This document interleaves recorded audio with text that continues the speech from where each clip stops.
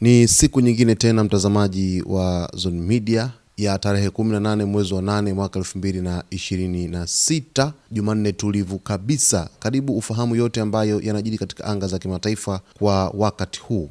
Na hapa tunaangazia moja kwa moja kilichojiri huko nchini Iran. Iran imeamua kubadili sera yake kutoka kwenye kujihami na kuelekea katika hatua ya mashambulizi kamili kutokana na kukwama kwa juhudi za kufikia makubaliano ya kudumu ya kumaliza vita kati yake na Marekani. Kwa mujibu wa afisa mwandamizi wa Iran aliyezungumza na Reuters Jumatatu, mazungumzo ya amani pamoja na juhudi za kurejesha usafirishaji wa mafuta kupitia mlango wa bahari wa Hormuz zimekwama, huku kukiwa hakuna dalili za haraka za kumalizika kwa mzozo huo. Afisa huyo amesema Iran iko tayari kuongeza hatua zake za kijeshi katika mlango wa Hormuz na maeneo mengine ya Mashariki ya Kati iwapo diplomasia itashindwa.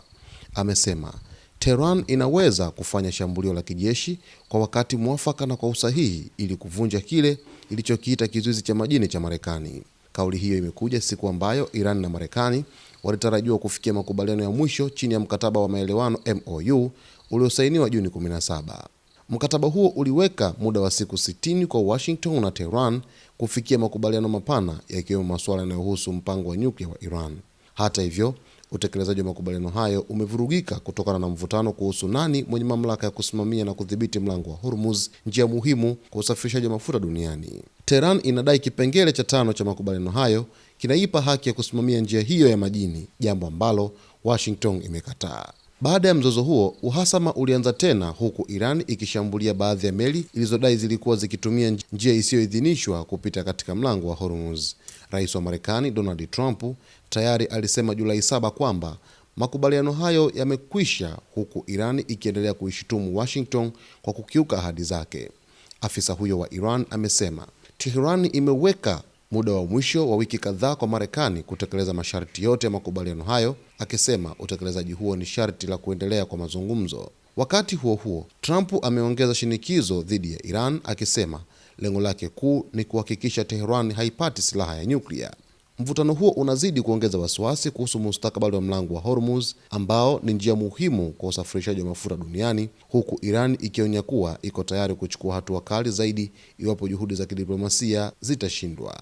Uamuzi wa Iran wa kufikia hatua wa kubadili sera yake kwenye mgogoro wake na Marekani ni kutokana na makubaliano ya siku 60 ambayo yamekwama, lakini kutokana pia na ongezeko la shinikizo la Marekani kwenye mlango wa bahari wa Hormuz.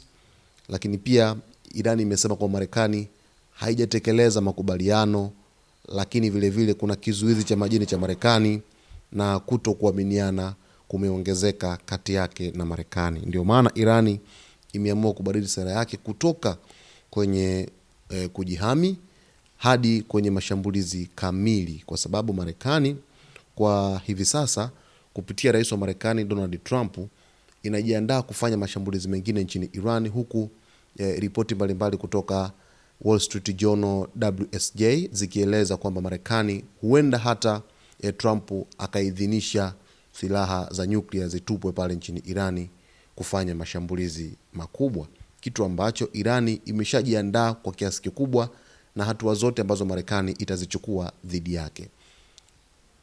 Cha msingi ni kuweza kuwa karibu nasi wakati wote, kwani utafahamu yote ambayo yatajiri katika anga za kimataifa kwa wakati muafaka kabisa. Usiache kusubscribe channel yetu, kulike, kucomment pamoja na kushare.